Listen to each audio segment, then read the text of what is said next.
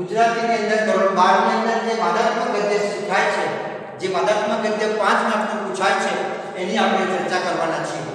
તો આની પહેલા પણ મેં વાદાત્મક ગદ્યના બીજા કેટલાક વિડિયો બનાવીને મૂક્યા છે. જો તમે ન જોયા હોય તો તમે જોઈ લેજો. એ પહેલા તમને માહિતી આપી દઉં કે વાદાત્મક ગદ્ય એટલે વાદ વિવાદ વાળું ગદ્ય, જેમાં તમે જે વાક્ય કે જે પેરેગ્રાફની દલીલ કરો છો એના સમર્થનમાં તમારે દલીલ કરવાની છે, બરાબર? એના હકારાત્મક બાજુમાં તમારે દલીલ કરવાની છે. હવે આની પહેલાના પણ મેં વિડિયો બનાવીને મૂક્યા છે. એની અંદર વાક્યો અંદર અલગ અલગ મૂકેલા છે કે આ તો સ્પષ્ટ બાબત છે, આ તો દીવા જેવી સ્પષ્ટ બાબત છે, આ તો સામે ભેદ ઉપર લખી દેતા જેવું વાક્ય છે. આ બાબત વિશે તો વિરોધીઓ પણ સંમત થશે. આવા કેટલાક વાક્યો દલીલ સાથે મૂકવાના હોય છે અને એમાં જે વાક્ય કે જે પેરેગ્રાફ તમે લખાણ લખો છો એની અંદર તમારે હકારાત્મક દલીલ એનું સમર્થન કરવાનું હોય છે, બરાબર? એ રીતે વાદાત્મક ગદ્ય લખવાનું હોય છે. પણ આજનો જે પેરેગ્રાફ છે એ તેના જુદા પ્રકારનો છે. આ વિડિયો તમે શરૂઆતથી માંડી અને અંત સુધી તમે જોજો તો માનું છું કે આ જુદા પ્રકારનો જે વાદાત્મક ગદ્ય છે એ તમને પૂરેપૂરો આવડી જશે, બરાબર? તો સૌપ્રથમ આપણે પેરેગ્રાફ વાંચીએ. હું માનું છું કે એક જે કરી શકે છે તે બધા કરી શકે છે. મેં ખાનગીમાં પ્રયોગો નથી કર્યા, એ ખાનગી છે જ નહીં. સહુ જુએ તોય એ એટલા આધ્યાત્મિક રહે એમ મને લાગે છે. આત્મા જ જાણતો હોય અને આત્મામાં જ જે સમય જતી હોય એવી કેટલીક વસ્તુઓ અવશ્ય છે, પણ એવી વસ્તુઓ મારાથી નથી આપી શકાતી. મારા પ્રયોગોમાં આધ્યાત્મિકતાને હું નૈતિક ગણું છું, તે ધર્મનીતિની દ્રષ્ટિએ, વળી આત્માની દ્રષ્ટિએ પારિવારિક નીતિને હું ધર્મ ગણું છું. આ પેરેગ્રાફ મહાત્મા ગાંધીજીની આત્મકથામાંથી લેવામાં આવ્યો છે. તમે જોઈ શકો છો વિદ્યાર્થી મિત્રો, આખા પેરેગ્રાફની અંદર પૂર્ણ વિરામ મૂકવામાં આવ્યું છે. જ્યારે આ જવાબમાં તમે જુઓ છો કે અહીંયા બધી જગ્યાએ મેં પ્રશ્નાર્થ ચિહ્ન મૂક્યું છે. જ્યાં જ્યાં આપણે પ્રશ્નાર્થ ચિહ્ન મૂક્યું છે ત્યાં મેં લીટી દોરી છે, ઉપર આ રીતે ચોરસ કર્યું છે, જેથી તમને ખ્યાલ આવે કે આવું જ્યારે પરીક્ષામાં પૂછાય તો એને દલીલના રૂપમાં કેવી રીતે લખી શકાય. અમે કોઈ જગ્યાએ નવું વાક્ય નથી મૂક્યું, પણ પ્રશ્ન પૂછવાની રીતની દ્રષ્ટિએ જ મેં આ આખો પેરેગ્રાફ દલીલમાં રજૂ કરી દીધો છે, વાદ વિવાદ સાથે રજૂ કર્યો છે. જો હું તમને એક વાક્ય સાથે પહેલા સમજૂતી આપું છું. વાક્ય આ પ્રમાણે છે: હું માનું છું કે એક જે કરી શકે છે તે બધા કરી શકે છે. આ વાક્ય છે, બરાબર? વાક્ય સાચું છે, ગાંધીજીના આત્મકથામાંથી લેવામાં આવ્યું છે, બરાબર? કે હું જે માનું છું એક જે કરી શકે તે બધા કરી શકે. આ વાક્યને આપણે વાદાત્મક ગદ્ય માહિતી કર્યો છે. જુઓ, જે એક કરી શકે તે બીજા કેમ ન કરી શકે, અર્થાત બધા જ કરી શકે. જે એક કરી શકે છે તે બીજા કેમ ન કરી શકે, મૂક્યું છે મેં પ્રશ્નાર્થ ચિહ્ન, અર્થાત બધા જ કરી શકે. જુઓ, દલીલ રદ થઈ ગઈ. વાક્ય સિમ્પલ છે, સાદું છે. અહીંયા પૂર્ણ વિરામ મૂક્યું છે અહીંયા કે હું માનું છું કે એક જે કરી શકે છે તે બધા કરી શકે છે, પૂર્ણ વિરામ. ગાંધીજી એવું માને છે, બરાબર? તો હવે અહીં લખ્યું છે જે એક કરી શકે છે તે બીજા કેમ ન કરી શકે. દલીલ થઈ ગઈ, કરી શકે. બીજું વાક્ય: મેં ખાનગીમાં પ્રયોગો નથી કર્યા. તો મેં કહ્યું એ ખાનગી ક્યાં છે? પ્રશ્નાર્થ ચિહ્ન એટલે જાહેર છે. મેં ખાનગીમાં પ્રયોગો નથી કર્યા, અર્થાત જાહેરમાં કર્યા છે, બરાબર? મેં ખાનગીમાં પ્રયોગો નથી કર્યા, અર્થાત જાહેરમાં કર્યા છે, બરાબર ને? તો એનું આપણે વાદાત્મક ગદ્યમાં વાક્ય બને છે એ ખાનગી ક્યાં છે? તો જાહેર છે, બરાબર? આગળ, એ ખાનગી છે જ નહીં, કેવા છે? જાહેરમાં છે. સૌ જુએ તોય એ એટલા આધ્યાત્મિક રહે એમ મને લાગે છે. જો આ સૌ જોઈ શકે એવા એ આધ્યાત્મિક નથી, અર્થાત છે. આની જ મેં દલીલ કરી છે. સમજો વિદ્યાર્થી મિત્રો, આ જે વાક્ય જે છે એની જ મેં દલીલના રૂપમાં પ્રશ્ન વાક્ય બનાવ્યું છે કે કેટલીક વસ્તુઓ જે આત્મા જ સૌ જોઈ શકે એવા એ આધ્યાત્મિક નથી. એમ સૌ જોઈ શકે એવા એ આધ્યાત્મિક નથી. આ વાક્ય છે, બરાબર?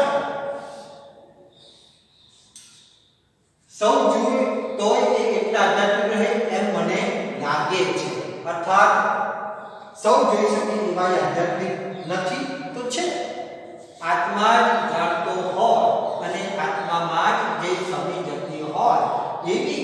વસ્તુઓ અવશ્ય છે સાદું વાક્ય છે તો આપણે અહીંયા કેટલીક વસ્તુઓ જે આત્મા જ જાણતો હોય અને આત્મામાં જ સમજતી હોય એવી વસ્તુઓ હું કેવી રીતે આપી શકું પણ એ વસ્તુઓ મારાથી નથી આપી શકાતી તો આ વાક્ય બનાવ્યું એવી વસ્તુઓ હું કેવી રીતે આપી શકું પાછળ મૂક્યું છે પ્રશ્નાચિહ્ન એટલે આ જે સાદું વાક્ય છે એને આપણે પ્રશ્નાર્થ વાક્ય દલીલના રૂપમાં ફેરવીએ છીએ બરાબર આગળ જોઈએ મારા પ્રયોગોમાં આધ્યાત્મિકતાને હું નૈતિક ગણું છું તે ધર્મ નીતિની દ્રષ્ટિએ તો એ વાક્ય બન્યું છે મારા પ્રયોગોમાં આધ્યાત્મિકતાને હું નૈતિક ક્યાં નથી ગણતો અર્થાત નૈતિક ગણું છું કેવી રીતે તો તે ધર્મ નીતિની દ્રષ્ટિએ તો ધર્મ એ શું આત્માની દ્રષ્ટિએ પાડેલી નીતિ નથી અચ્છા મુજે પ્રશ્નાચિહ્ન તમે જોઈ શકો છો વિદ્યાર્થી મિત્રો મેં આ પ્રશ્નાચિહ્ન મૂક્યું છે બરાબર નીચે દોર્યું છે ને ઉપર ચોરસ પાડ્યું છે કે તમને યાદ રહે વળી આત્માની દ્રષ્ટિએ પાડેલી નીતિને હું ધર્મ ગણું છું અને એને જ હું ધર્મ ક્યાં નથી ગણતો પ્રશ્નાચિહ્ન છે બરાબર તો કેટલાક વિદ્યાર્થીઓ મને જણાવ્યું હતું કે સર આવા જે વાક્યો હોય આવો જે પેરેગ્રાફ હોય જે સાદા વાક્યના રૂપની અંદર જેમાં પૂર્ણ વિરામનો ઉપયોગ થતો હોય અને જવાબમાં પ્રશ્નાચિહ્ન મૂક્યું હોય તો એને કેવી રીતે ફેરવી શકાય પદાત્મક ગદ્યમાં તો એના માટે મેં આ પેરેગ્રાફ એકદમ સાદો સિમ્પલ પેરેગ્રાફ મેં પસંદ કર્યો છે તમે એ જોઈ શકો છો કે જે જગ્યાએ પ્રશ્નાચિહ્ન મૂક્યું છે એનો જવાબ હકારમાં જ આવે છે બરાબર અહીંયા પહેલો વાક્ય મેં તમને સમજાવ્યું છે હું માનું છું કે એ જે કરી શકે છે એ બધા જ કરી શકે છે એનો આપણે પ્રશ્નમાં પૂછે છે કે જે એક કરી શકે છે તે બીજા કેમ ન કરી શકે તો કરી શકે એનો જવાબ એ થયો જે એક કરી શકે છે તે બીજા કેમ ન કરી શકે તો કરી શકે એ દલીલના અર્થમાં છે બરાબર તો આ રીતે વિદ્યાર્થી મિત્રો તમે બધા જ વાક્ય જોઈ શકો છો કે પ્રશ્નાચિહ્ન મૂકવાથી પણ વાદાત્મક ગદ્યનો જવાબ લખી શકાય છે પણ એક બાબત ખાસ યાદ રાખવાની કે એ તમે જ્યારે પ્રશ્નાચિહ્ન મૂકો છો ત્યારે મોટાભાગના વાક્યનો જવાબ હકારમાં જ આવે છે અર્થાત આપણે આ જે પેરેગ્રાફ જે છે એની દલીલ કરી કહેવાય બરાબર અર્થાત આ જે પેરેગ્રાફ છે એને આપણે સમર્થન આપ્યું કહેવાય કારણ કે બધા જ પ્રશ્નો જે પ્રશ્ન મૂક્યો છે એનો જવાબ આપણને હકારાત્મક મળે છે તો આ રીતે વિદ્યાર્થી મિત્રો કોઈ પેરેગ્રાફ પરીક્ષામાં પૂછાય તો તમારે એનો જવાબ આ રીતે લખવાનો છે પણ હા એ બાબત યાદ રાખજો કે તમે જ્યારે પ્રશ્નાચિહ્ન મૂકો છો ત્યારે ખાસ યાદ રાખવાનું છે કે એનો જવાબ એના સમર્થનમાં હકારાત્મક આવવો જોઈએ તો વિદ્યાર્થી મિત્રો અહીંયા આપણે આ આધાત્મક ગદ્ય પૂર્ણ કરીએ છીએ પહેલા ફરી એક વખત પ્રશ્ન અને જવાબ બંનેમાંથી જોઉં છું તમે ધ્યાનથી સાંભળજો હું માનું છું કે એ જે કરી શકે છે તે બધા કરી શકે છે મેં ખાનગીના પ્રયોગો નથી કર્યા એ ખાનગી છે જ નહીં સૌ જુએ તોય એ એટલા આધ્યાત્મિક રહે એમ મને લાગે છે આત્મા જ જાણતો હોય અને આત્મામાં જ જે સમજતી હોય એવી કેટલીક વસ્તુઓ અવશ્ય છે પણ એવી વસ્તુઓ મારાથી નથી આપી શકાતી મારા પ્રયોગોમાં આધ્યાત્મિકતાને હું નૈતિક ગણું છું તે ધર્મ નીતિની દ્રષ્ટિએ વળી આત્માની દ્રષ્ટિએ પાડેલી નીતિને હું ધર્મ ગણું છું આ તમારો પ્રશ્ન છે હવે આપણે જવાબ જોઈએ જે એક કરી શકે છે તે બીજા કેમ ન કરી શકે એ ખાનગી ક્યાં છે સૌ જોઈ શકે એવા એ